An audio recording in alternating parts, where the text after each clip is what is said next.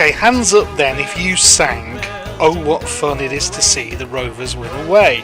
If you did, you're a genuine football fan and a genuine Rovers fan. So I hope you'll enjoy our little Christmas special BRFCS podcast. Alright, try this with me. Jingle bells all the way. Yeah. Jingle bells all the way. We've asked all our contributors so far this season some Christmas-based questions. Jingle bells all the way. Jingle bells. So you're going to hear from Cammy, Mike Delatt, Josh Boswell, who seriously thinks he's Tony Mowbray at one point, Linz Lewis, Scott Sumner, Phil Tomlinson, Michael Taylor, and the occasional interjection from me.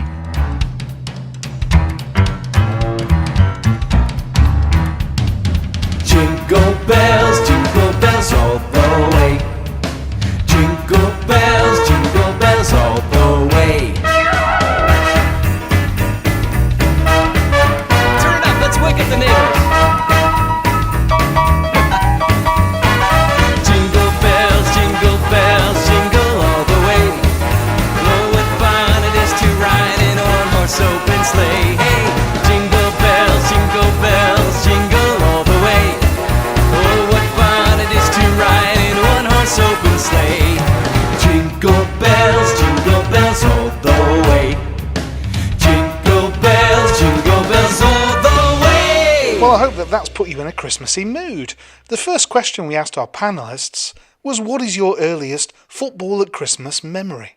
Here's Cammy to recount an amazing FA Cup tie which saw a late equaliser via an own goal from Super Atco, a ball girl throwing the ball back too quickly, and Jimmy Hill going on about it on Match of the Day for what seemed like an eternity. My earliest football at Christmas memory is when I was a child, 4 or 5 years old.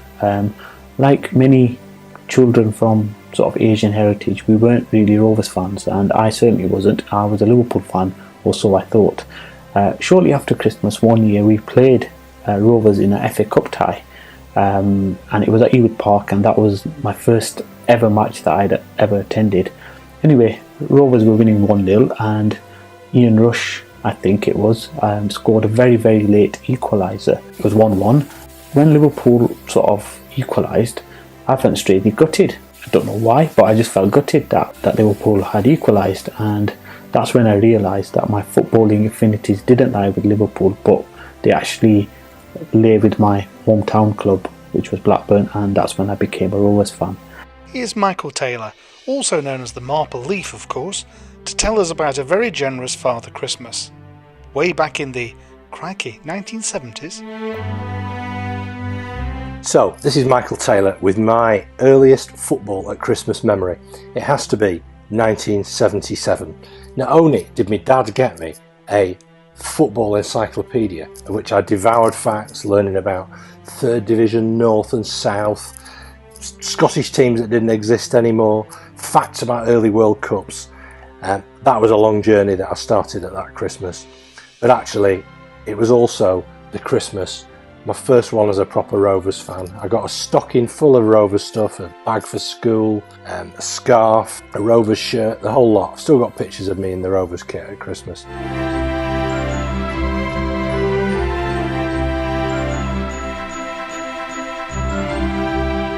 Hello, this is Tony Mowbray, and I'd like to wish all BRFCS podcast listeners a very Merry Christmas and a Happy New Year.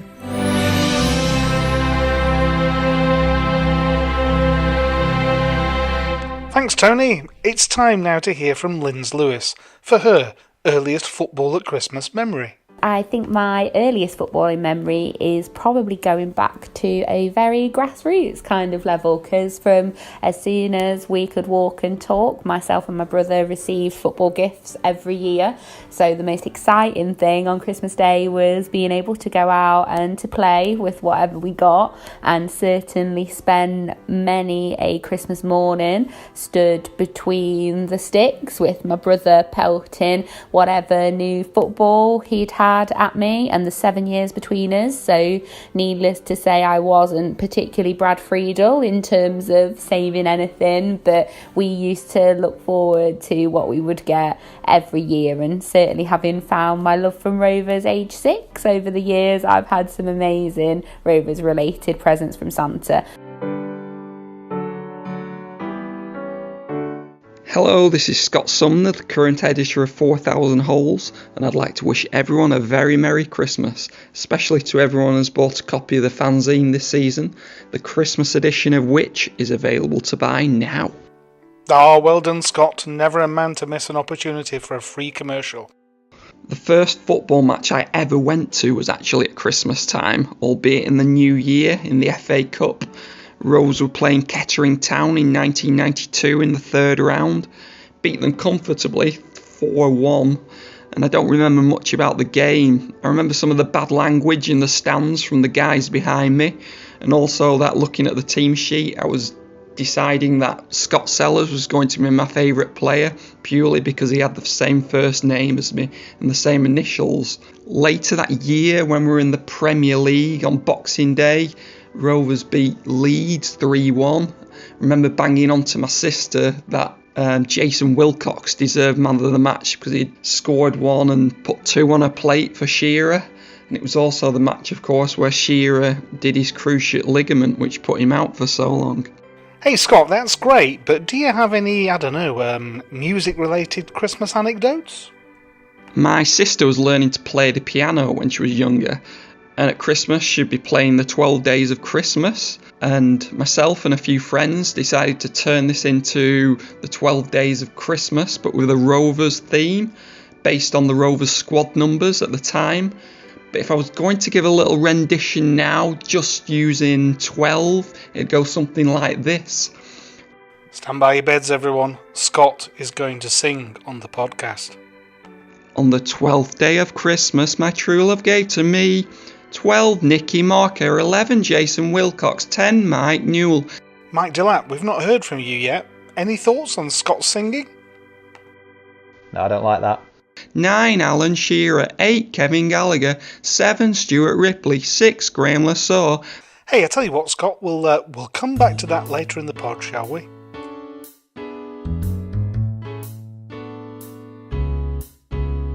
In the meantime, let's hear once again from Tony Mowbray.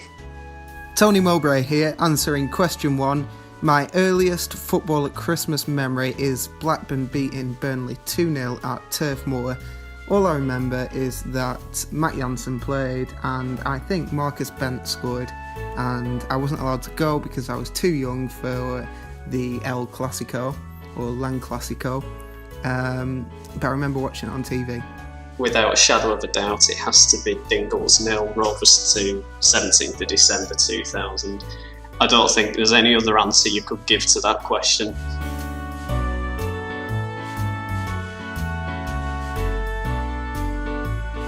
My earliest football memory at Christmas time is a Boxing Day game from the season before we won the league. It's the 93-94 season, and on Boxing Day it was Manchester City versus Blackburn Rovers.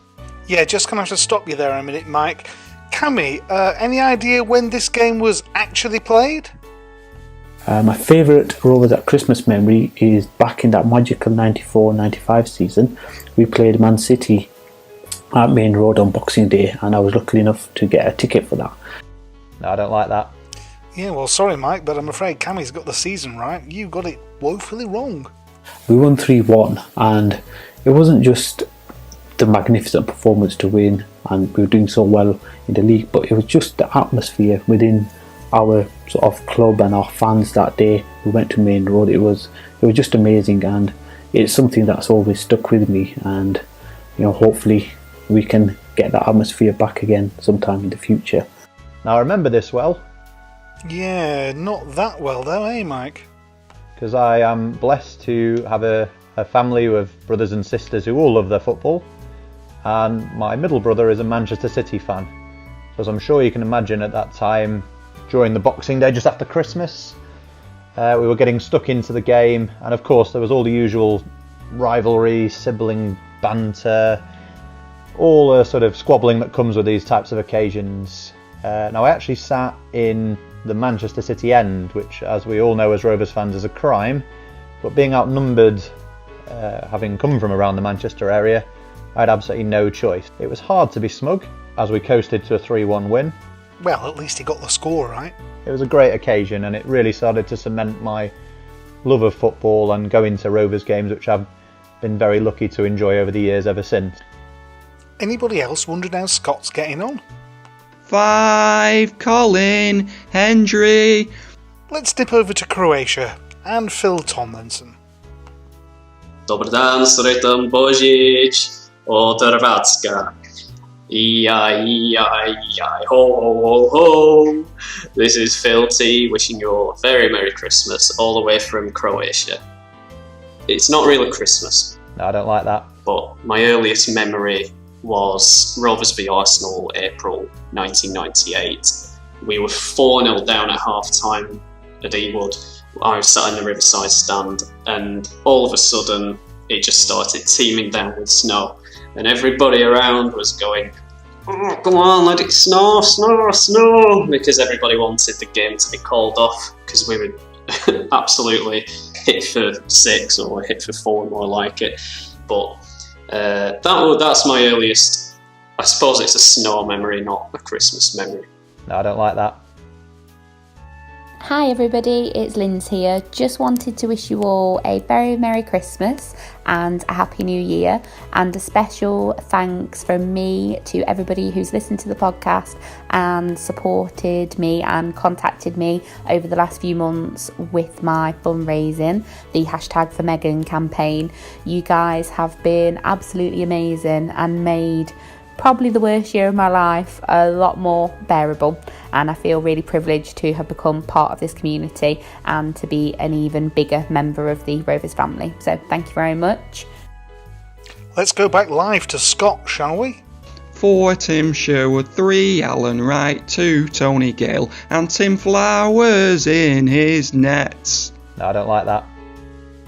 Right, let's go back to the 1970s, and I have to say, my personal favourite Christmas Rovers memory, 1977, it's that game, as told by Michael Taylor. Turf Moor, 26th of December 1977, Rovers 3, Burnley 2. What an absolutely amazing day. They say that if you can live one day again on Earth after you die, all over again, this would be the day. Absolutely incredible. Never known anything like it before or since, and it properly made me into a die-hard Rovers fan. So yeah, there it was, 11 years of age, on the long side, being thrown around and everything. It was just amazing. Now if you ask me what my favourite Rovers at Christmas memory is, I would have to say it would be the unbelievable occasion that was beating Liverpool at home on Boxing Day. Now the year eludes me. Not that it stopped him before, I mean he just normally guesses, but 2006 for the record. But we'll call it around about the mid-2000s somewhere, and it was the memorable occasion of course where Benny McCarthy's goal separated the sides, and we also got to enjoy one of Brad Friedel's many masterclasses in between the sticks at Ewood Park. It also helped as well that Two Guy was on show. Of course we all remember that absolutely lovely, sublime step over and turn done on England's love child Steven Gerrard, showing a young man new tricks from one of the old timers. Of course all finished off by our friend Morton and Benny sticking it in from close range past Pepe Reina. That was also one of Scott's favourite memories. Us beating Liverpool 1-0 on Boxing Day, purely because of one of the greatest pieces of skill I've seen at Ewood, when Two Guy drifted past Steven Gerrard with the greatest ever step over, slipped the ball through to Pedersen, who crossed for McCarthy to score the only goal of the game. In terms of my favourite Rovers match at Christmas, it would definitely have to be Boxing Day 1996, when Newcastle United and a certain Alan Shearer came back to Ewood for the first time. Rovers were struggling in the league at the time. Incredibly, we put together a 1-0 win, and Berg and Hendry totally stifled Shearer all match, who picked up a booking for a bad tackle and also had Tim Flowers dribble the ball around him when he was coming to close him down. My favourite Rovers memory at Christmas is definitely my first ever trip to Ewood Park, which was a surprise Christmas gift. And I knew nothing about it and turned up to visit some family friends one day in January to find out that they had arranged with some of their friends, who were Tim Flowers' family at the time, to take me up to Ewood. But getting to see Ewood for the first time was just phenomenal and something that I will never forget, and cemented my love for the club. And obviously over the last 25 years or so, that love has grown and grown. Tony Mowbray here, answering question 2. My favourite Rovers at Christmas memory is without doubt Wigan away, where Rocky Santa Cruz had been so confident he was going to score. He ran around with a Santa's hat in his pants. No, I don't like that. All game, eventually scoring in front of the Rovers fans, pulling a Santa Claus hat out of his underwear and putting it on his head. Brilliant. Hello, this is Cami, and I'd like to wish all BRFCS podcast listeners a very Merry Christmas and a happy and prosperous New Year. Now, if Christmas is a time for giving, what's the best Rovers-related present that either you've given to somebody or received yourself? I was really fortunate as a kid to get some great Rovers presents for Christmas. Normally every year I'd get the official Rovers calendar as a great little stocking filler. Then there was 2 consecutive Christmases where I got a full Rovers kit, one year the home kit, then the next year the away kit. It was that classic early 90s McEwen's Lager era. I wouldn't call it a present, but I did used to work with quite a lot of Burnley fans a few years ago, and we did a Secret Santa. When I got mine, I thought, oh, looks good. It's all well wrapped up, all one box opened the box, opened another box, and then open the final box to find blue and white dildo. Oh, what now? Blue and white dildo. Oh. Which they found amusing, which I didn't find quite as amusing, but I suppose I'll call that the football-related Christmas present. No, I don't like that. Okay, we're going back to 2006 when we'd first set up home with my new blended family, with my wife Rachel and my amazing stepsons Max and Louis, who are now 17. Louis still comes to every Rovers match with me. His twin brother Max, on the other hand, I love him for all sorts of different reasons, but sharing a love of the same football team isn't one of them. So I got Louis a Rovers kit for his Christmas, and he absolutely loved it. Rachel looked at me and gave me a lesson in how to bring up twins and said, "You're going to have to get him one as well." I said, "Yeah, but he doesn't support Rovers." "No, love, he doesn't. He says he likes Burnley." Because that's the other thing about Max's traits. He's a little bit of an awkward bugger sometimes.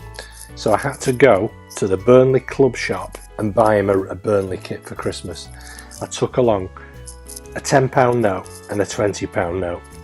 It would have to be £31.95 though, which meant I had to do the transaction through my bank account. So I had a bank statement which then showed up with Burnley Football Club.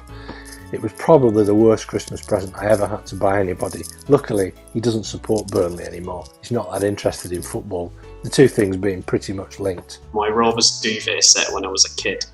A bit embarrassing, but it was really comfy actually.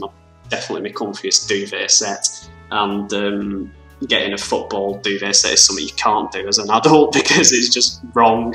So you don't get that chance ever again. So definitely my best present.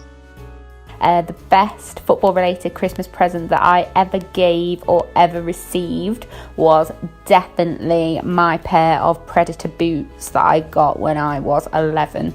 I had wanted these boots for so long, and we certainly weren't a family who really were in a position to be able to afford anything like that, but my mum and dad saved up all year to make sure that I got them, and I played left back at the time, and that was my position up until I gave up my footballing career in pursuit of boys and booze.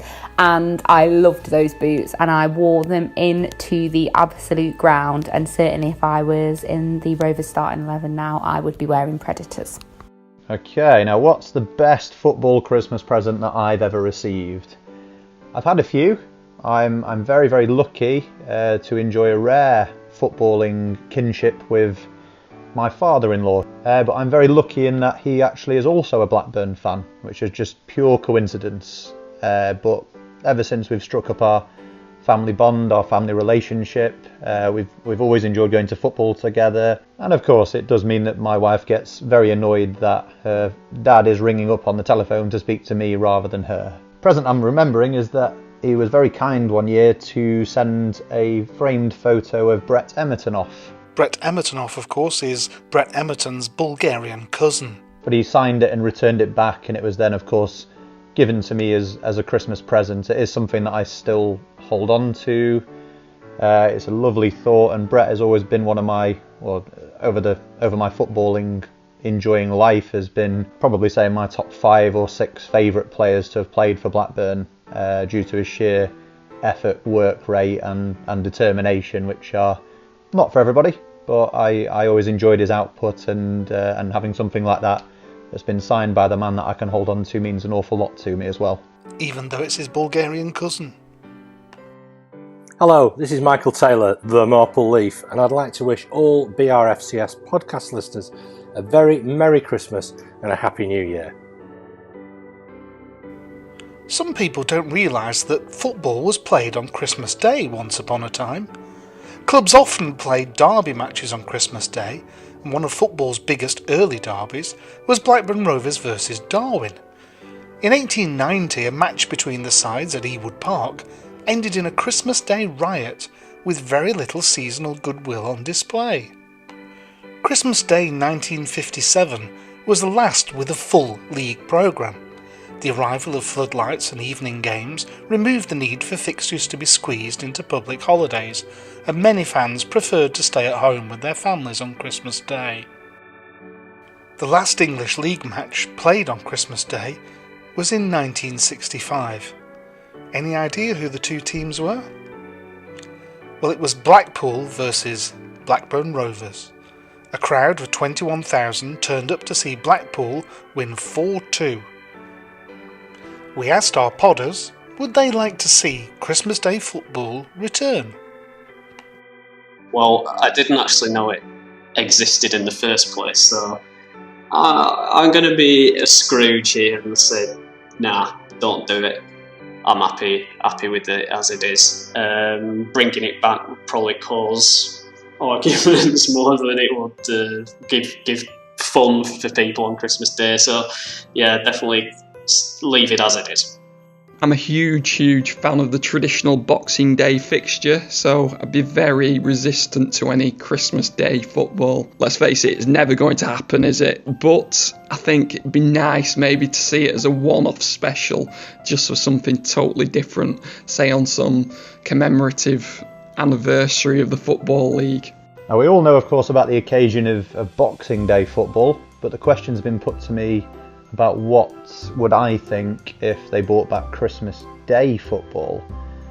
Now, I'm up for quite a lot of football. I can handle it most of the time. I will also handle it if it's just a French second division game, or a stray league that no one's bothered with. If it's on the TV and I've got some spare time and my children aren't bugging me, I say bugging me, I love my children, of course, but if I've got basically a very rare segment of time where I've got some time to myself and games like that are on TV, I will watch them. I draw the line at Christmas Day football. I wouldn't agree with that at all. I've always viewed Christmas Day as specifically a family day, so I wouldn't agree with it. I don't think Christmas Day football is a good thing. I like the idea that you have Christmas Day and then you have the football on Boxing Day the following day. Boxing Day is for football, Christmas Day is for family. I don't believe in Christmas Day football, and I wouldn't want to see that brought back. Tony Mowbray here, answering question 4. What would I say if Christmas Day football was brought back? What I would say is, I think, and I may be going against the grain, it'd be a bad idea. Christmas Day is for spending time with your family and friends, not watching Rovers potentially lose in the cold at Ewood Park. It would be a no from me. I struggle to manage to justify going on a sort of Boxing Day or a New Year's Day, never mind in Christmas Day. So I feel like as fans, it's an opportunity for us to spend time with our families, and for the players, although I understand that perhaps they have to trade and indeed travel, I think they've also got a right to spend time with their loved ones as well. I'd say no thanks. And the same goes for Christmas Eve football. The same almost goes for the day before Christmas Eve football. We are going to go to Northampton on that 2 days before Christmas Saturday, battling the traffic down the M6. We don't know how we're going to get there, but we will, because we've been to every away game this season. I truly, truly hope it'll be an eventful day on the football pitch, but not travelling. So no, I'm totally against Christmas Day football. I think Boxing Day is fantastic, but no, Christmas Eve and Christmas Day, no thanks. No. It's the one day of the year where people get time to spend with their families. I'm a Muslim, so I don't celebrate Christmas, but we do as a family get together on Christmas Day. No one's working, we're all together as a family, and it's the one day in the year where we can focus on the family, have a nice meal and just spend some time together. So it's a big no for me in regards to Christmas Day football. So in summary, Christmas Day football, Mike Delap, what do you say? No, I don't like that. Hi everybody, I'm Mike Delap, and I'd like to wish everybody who listens to the BRFCS podcast a very Merry Christmas and a Happy New Year. May all your stockings be filled with presents and festive goodwill, and may your new year be filled with a hangover and a delayed present of promotion come May. Come on, Tony and the boys. Which leads us on to our final question. What would you like to give Rovers or Rovers fans as a Christmas present this year? Tony Mowbray here, answering question 5. What present would I like to give Rovers to open on Christmas Day? This Christmas I would like to give Blackburn Rovers in a beautifully decorated parcel a new hamstring for Harry Chapman. If I could give Rovers one present this Christmas Day, I would give them the ability to see the club as we as fans see it, because I think over the last few years that's got lost and they've forgotten how much it means to the local community and to the wider community, and I think they've lost that love and that care for the fan base. So I would want them to see the people I know who travel all over the country watching them. I would want them to see the kids who I get to spend time with who absolutely adore the players and worship them, and I would just want them to come back to being the sort of community friendly club that they were initially when I supported them. And if Rovers were going to give me a gift, I would really like Craig Conway. But if not, I would just like to go into the new year with the same level of team spirit and commitment that we have seen over the first half of the season. And if we're around and about where we are now, towards March or April time, I'll be pleased. I'd have to give them my 1994-1995 fully filled Panini Premier League sticker book. Why? Well, I think it would be great if they could have a nice flick through that. There can't be that many around. And, look at all those fantastic players that we had playing for Rovers. We were up there, top dogs. Just a little reminder that this is what we can achieve if you put your mind to it as a club. So it would be great if I could give that to them for Christmas and they could return the favour, and within 5 years we'll be playing Champions League football again. I suppose I'll be boring and say new owners. The best present that my football club can get at the moment is new owners. It's all about what present I would give to you as a Rovers fan on Christmas Day. I'm sure as we're all more than abundantly aware and have suffered through many years, the last few years under Venky's rule and ownership, or lack thereof, I think the key present to give everybody is just a bit of festive goodwill. We're on a good little run at the moment, Rovers are, and it'd be nice to see that continue, and I'm also very confident personally that will continue. We've had a good patch of form, got a very likeable team, likeable squad who all work very hard and have put a very difficult start to the season behind them. So it'd be nice to see us get back up to the Championship.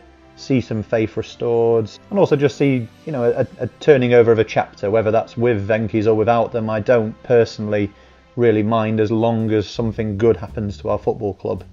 So I want to see some festive goodwill, I want to see some good times return to Ewood Park, and for us to start climbing back up the divisions.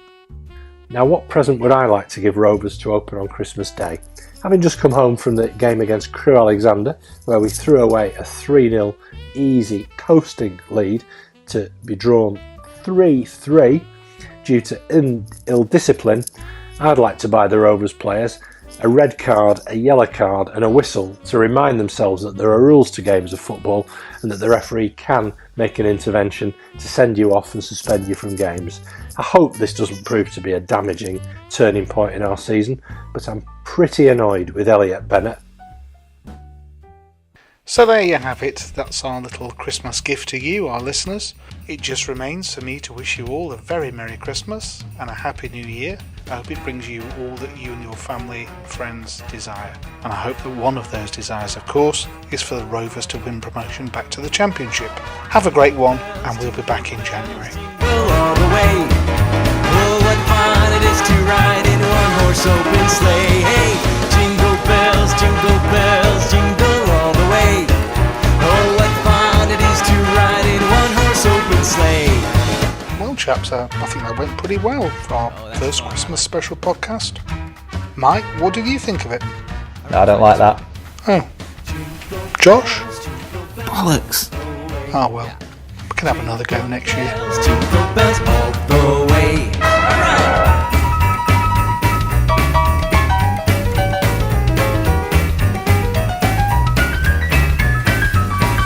Jingle bells all the way. Jingle bells. Take it, Daddy. I should note at this point, this isn't Tony Mowbray, as you can tell from the accent. No, I don't like that.